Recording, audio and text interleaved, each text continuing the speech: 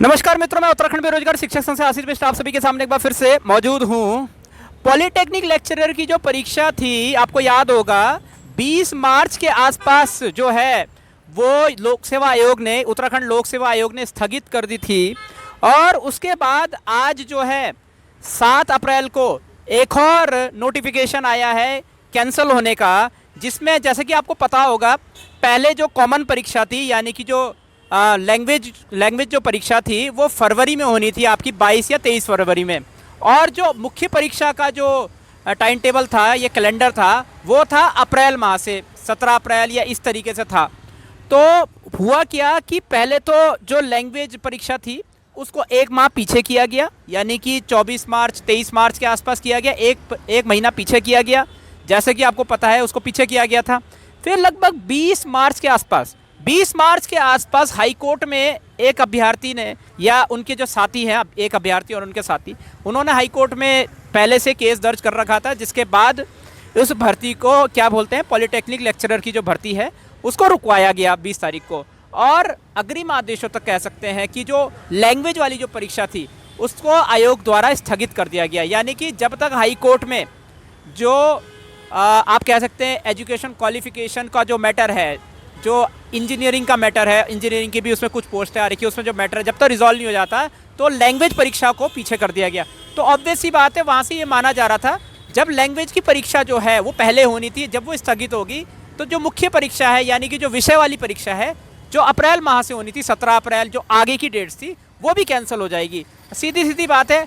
अब उसका भी एक नोटिफिकेशन आयोग ने जारी कर दिया है, लोक सेवा आयोग ने जारी कर दिया है, जिसके अनुसार अब ये जो परीक्षा है, जब तक हाई कोर्ट का ये जो मैटर है ये सॉल्व नहीं हो जाता है, तब तक आप कह सकते हैं कि 17 अप्रैल को या इसके बाद जितनी भी मुख्य परीक्षाएं होनी थी वो सारी परीक्षाएं जो है आयोग ने स्थगित कर दी हैं।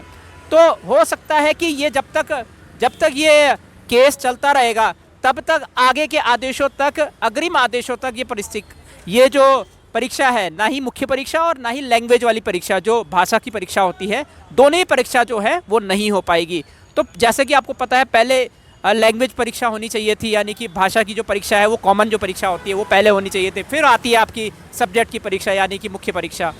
तो माना जा रहा था कि जब लैंग्वेज की परीक्षा कैंसिल होगी है तो ऑब्वियस सी बात है मुख्य परीक्षा भी जो है वो कैंसिल का नोटिफिकेशन आ जाता। तो आज आ गया है और जाहिर सी बात है अब यहाँ पे देखने वाली बात ये होगी कि आप कह सकते हैं लगभग शायद से, आई थिंक, मेरे को डेट अगर याद नहीं, 9 अप्रैल को इसकी एक और हियरिंग है, पॉलिटेक्निक लेक्चरर की एक और हियरिंग है, जिसमें एजुकेशन क्वालिफिकेशन को लेकर या जो डिग्री की मान्यताएं हैं, ऑब्वियस सी बात है उसमें उसको लेकर जो विवाद चल रहा है हाई कोर्ट में, उसको लेकर हियरिंग परसों है। और कहीं ना कहीं जब तक उस मामले का निपटारा नहीं हो जाता, अग्रिम आदेशों तक इस परीक्षा को पोस्टपोन कर दिया गया है। दोनों ही परीक्षा को पोस्टपोन कर दिया है, चाहे वो लैंग्वेज की परीक्षा है चाहे वो मुख्य परीक्षा है।